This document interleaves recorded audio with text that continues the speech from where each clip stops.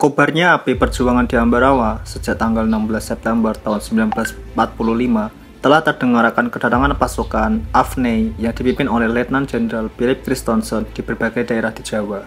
Pasukan ini mempunyai tugas antara lain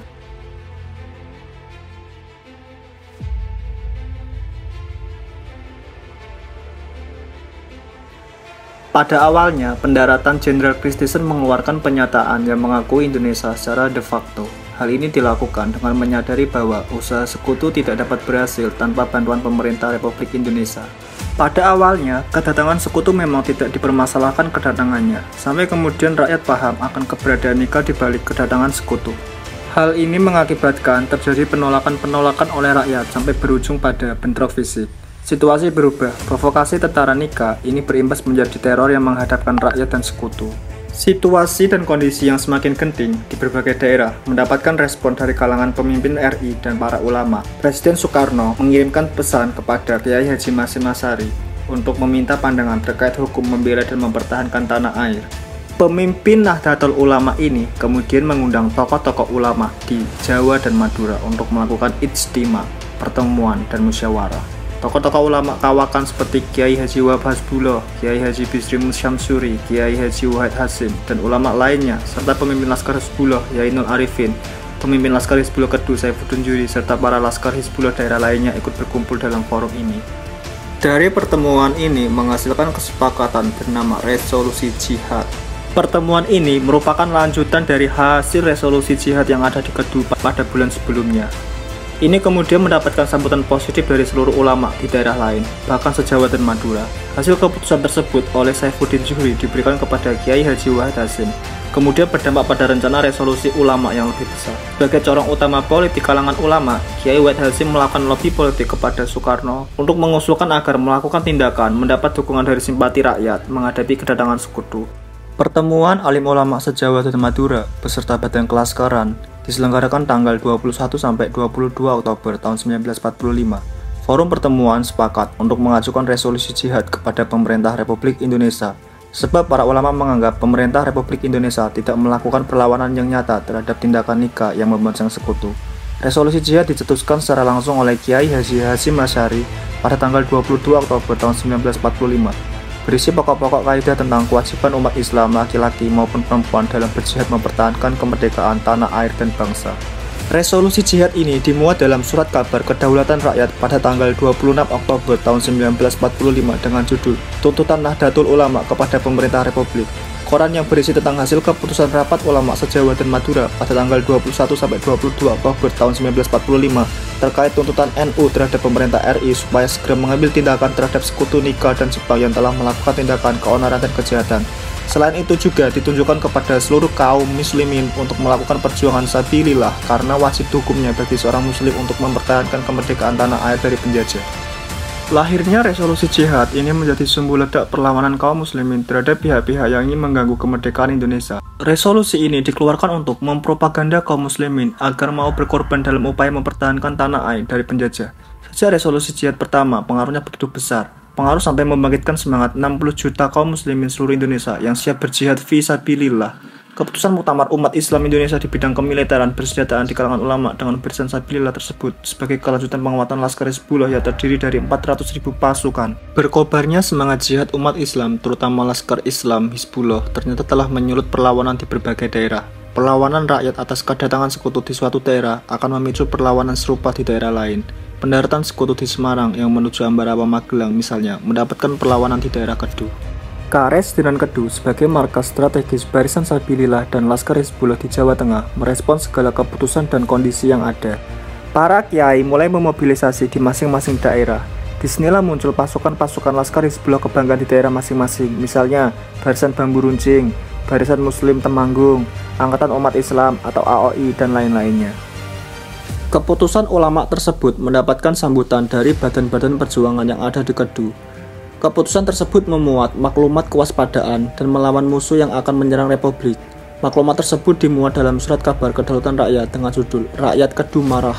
Merespon maklumat tersebut, pemimpin Laskar Hizbullah Saifuddin Zuhri melakukan konsolidasi dengan Komando TKR untuk memperkuat pertahanan melawan sekutu di Magelang. Tujuannya adalah mengantisipasi kemungkinan-kemungkinan yang tidak diinginkan dari kedatangan sekutu di wilayah Magelang. Sejak sekutu mendarat di Semarang, mereka menggempur setiap jengkal tanah Republik. Kekuatan rakyat yang tak sebanding dan tanpa persiapan yang penuh menyebabkan Semarang jatuh di tangan sekutu. Para pasukan Gurkha berhasil membebaskan para tahanan. Sekitar 10.000 tahanan yang dibebaskan tersebut kemudian dipersenjatai kembali. Dalam koran Queensland Times dijelaskan bahwa masuknya sekutu dan Gurkha mendapatkan perlawanan dari Indonesian ekstremis di Magelang.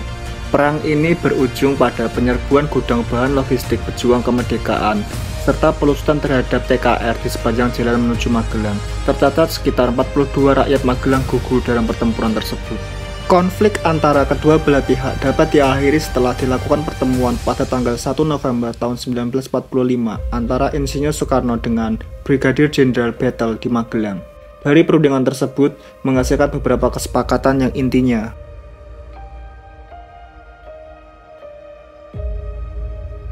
pada akhirnya sekutu melanggar perjanjian disepakati sebelumnya. Sejak tanggal 15 November tahun 1945, pasukan sekutu bersama Gurkha dan Nikah terus berdatangan dengan menggunakan 14 truk besar. Pasukan sekutu yang pertama ini dilengkapi dengan 13 pucuk meriam.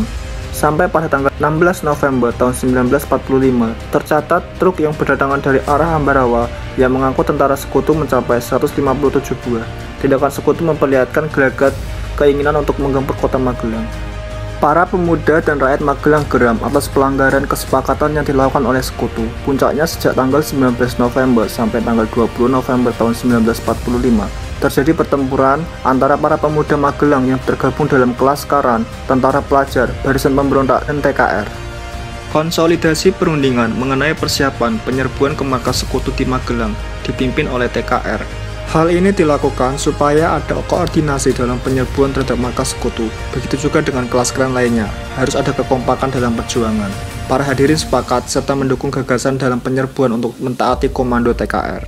Sebelum melakukan penyerangan, ternyata pasukan sekutu yang ada di Magelang mengundurkan diri ke Ambarawa sebab telah mengetahui konsolidasi Laskar Hizbullah dan TKR. Mendengar kabar sekutu yang mundur ke daerah Ambarawa, membuat para pasukan mulai melakukan rencana untuk mengepung kota Ambarawa. Tokoh-tokoh besar berkumpul di kota Parakan, antara lain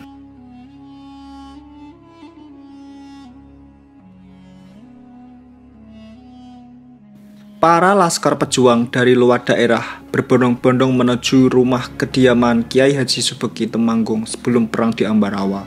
Kiai Subeki bersama kiai-kiai lainnya tidak hanya memberikan doa-doa, namun secara langsung menjadi komandan pertempuran. Menurut kesaksian Kiai Nur, Kiai Subeki turut langsung mendampingi para pemuda Islam di garis depan pertempuran. Pasukan yang telah berkumpul di Ambarawa sejak tanggal 23 November melakukan pengepungan di markas sekutu di Banyu Biru.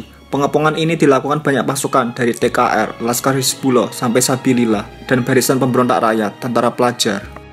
Dalam surat kabar kedaulatan rakyat dijelaskan bahwa kesaktian Kiai di medan pertempuran ternyata bukan hanya berita lagi, tapi kita saksikan sendiri. Banyak mortir yang melempem, bom tidak meledak, dan sebagainya lagi. Fenomena-fenomena seperti inilah yang akan melahirkan motivasi dan dorongan serta keyakinan batin bagi Laskar Hizbullah. Walaupun hanya berbekal senjata yang terbatas, surat kabar kedaulatan rakyat memberitakan keberanian yang dimiliki oleh Laskar Hizbullah dalam perang Sabil Ambarawa. Semangat juang membela agama menjadikan mereka mampu berada dalam garis terdepan pertempuran. Setelah direbutnya Benteng Willem I oleh Laskar Hizbullah, pasukan pejuang melakukan rapat dengan para komando TKR dan Laskar untuk merundingkan bersama siasat pembebasan kota Ambarawa. Rapat tersebut menghasilkan keputusan menjalankan strategi perang supit orang, dalam bahasa Jawa Makarawiyuha. Dengan strategi ini, Laskar Hizbullah berhasil merebut 2 buah meriam besar dan puluhan senjata api, bahkan dapat memukul mundur pasukan sekutu ke Semarang. Setelah Ambarawa berhasil dikuasai ulama dan santri yang tergabung dalam Laskar Hizbullah Sabilillah dengan memukul mundur sekutu, baru disusul masuk oleh pasukan TKR yang dipimpin oleh Ahmad Yani. Pertempuran ini tidak sedikit para syuhada yang gugur dalam medan perang. Walaupun dalam pertempuran ini rakyat Indonesia mencapai kemenangan besar dengan memukul mundur sekutu, namun korban yang gugur sangat besar. Korban ini kebanyakan dari kalangan rakyat dan badan kelaskaran.